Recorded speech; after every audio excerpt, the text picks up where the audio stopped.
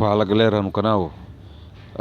Eu vi esse compartilhamento do Quincy, um dos programadores da Fundação Shenzhen, XDC Foundation, Fundação XDC. E esse cara é muito jovem, muito inteligente, né? Um cara gênio. Compartilhou aqui, ó. E eu vi várias conversas especulativas que justificam o preço de um token ou uma criptomoeda. E o que está impulsionando o preço do cripto, né? Sim, e o volume de troca faz diferença mas tem mais sobre acima disso, né? Aqui, ó, esse vídeo ele falou várias coisas aqui. Vamos What ends up escutar, happening galera. is there's a base level value in that. I actually think there's two fundamental things that sort of give that base level of value to any sort of crypto token.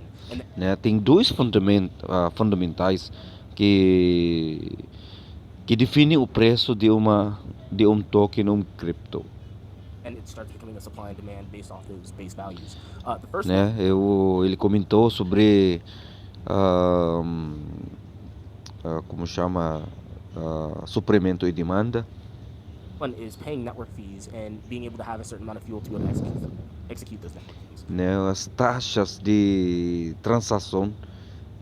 Now, regardless if those fees are big or small, this is just the base level of crypto that you would need just to make an execution on that network. Or Né? the big Independente se a taxa de transação é alta ou baixo, esse é apenas um dos básicos, né? base level of crypto you need to be able to execute smart contracts and complex Uma computational dos básicos para executar os contratos inteligentes no blockchain, functions on network. And the more computational heavy the function is, the more gas you're going to need to execute a smart contract, at least for EVM networks. So, né? Quanto mais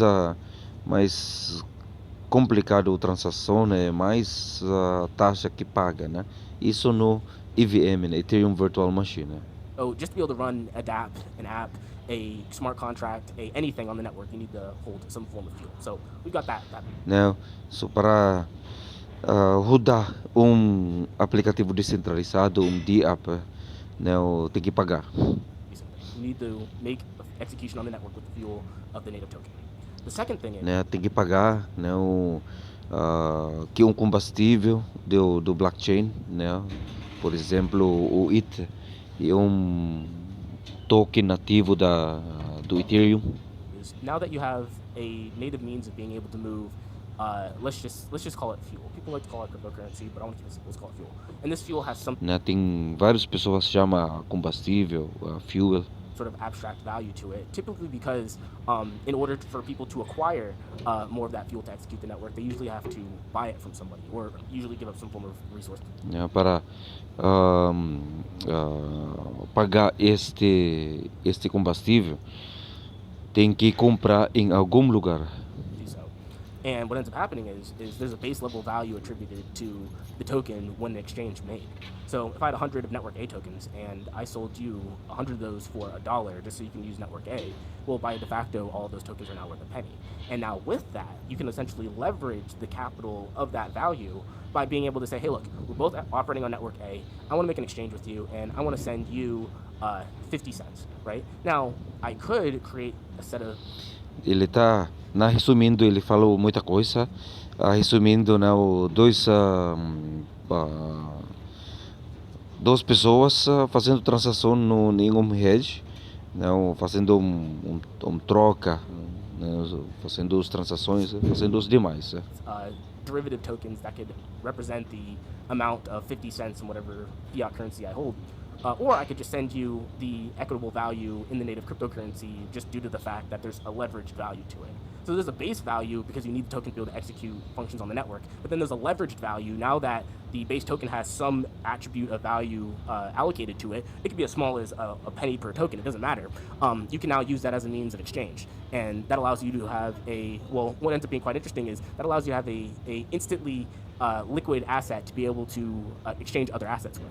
So what ends up happening is, so first we have Né, você tem valor básico de um token, né, e o valor de transação. the First, we have the network execution. You need so much of the native token to make it. Né? Precisa token nativo para executar a transação, né? Executions on the network. To send crypto, to execute dApps, execute smart contracts, you need so much of the base token. Then, Né? Para executar a transação, para executar o contrato inteligente, você precisa token nativo do blockchain, né? the value leveraged off of that can be used to send capital and will automatically Né? Se a gente pensa do blockchain da Ripple, né? O RippleNet, o ledger do XRP, né? Pensando o que ele falou, não, para fazer transação no ledger do XRP precisa token nativo que é o XRP, né?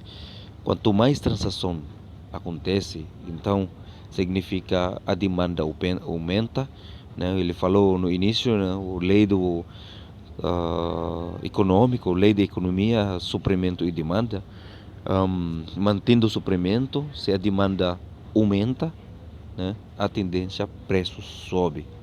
become the most liquid asset on the network simply because the network's gonna have the most. So if I wanted to send you an abstract amount in value, I can send it to you in the native token.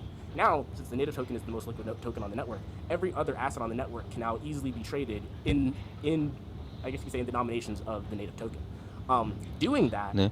Qualquer projeto, qualquer ativo criado acima do blockchain, né, no final da conta vai precisar o seu token nativo, né? Fazendo comparação de novo no ledger do XRP, tem vários projetos criados agora, né? Tem o XRP Healthcare, tem vários NFTs, né? Esses novos tokens criados acima do blockchain do Shenzhen, da Ripple, né? Vão precisar o seu token nativo, né? Mesmo os tokens de cima criado, né? Por atrás tem vários a demanda aumenta no seu token nativo, né? Esse que é o interessante, né? Esse que eu entendo nesse vídeo, galera. now allows you to have a ton of different token pairs between a bunch of different assets in the main token. This allows you to have easy liquidity to go from asset A back into the middle token into asset B for any other token on the network, and you can participate. Yeah. Se tem ativo A para converter no ativo B, você precisa token nativo, né, para fazer este câmbio. With anybody on the network, simply based on the fact that it's occupying to the internet. So what ends up happening is you end up getting a supply and demand for the token itself. It's like liquidity demanded for the token itself to be able to. Né, aí que vai entrar a jogada de lei de suprimento e demanda, né? Quanto mais pessoas usando a rede, vai aumentar a demanda do seu próprio token nativo, né? To be able to exchange other assets and other goods on the network. So as demand for other assets on the network become even higher, demand for the native token to be able to exchange those assets also become higher. And then Sim, né? É muito interessante. Se o NFT aumenta, né? Por exemplo, se o NFT aumenta, a demanda do câmbio dos NFTs aumenta no certa blockchain, né? Por exemplo, blockchain do Shenzhen, blockchain da Ripple, o RippleNet, né? A demanda do seu próprio token nativo aumenta, né?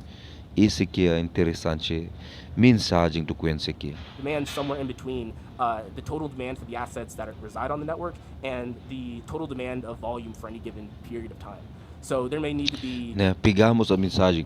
Me recordei agora o que o Brad Garlinghouse falou, né? Eles vão impulsionar a demanda do XRP, galera, né? E eles vão impulsionar no trabalho do CBDC, no trabalho de tokenização de imóvel, né? Na remessa internacional, eles vão fazer o máximo possível, né? E se saiu na boca do CEO da Ripple, Brad Garlinghouse, eles vão impulsionar a demanda do XRP.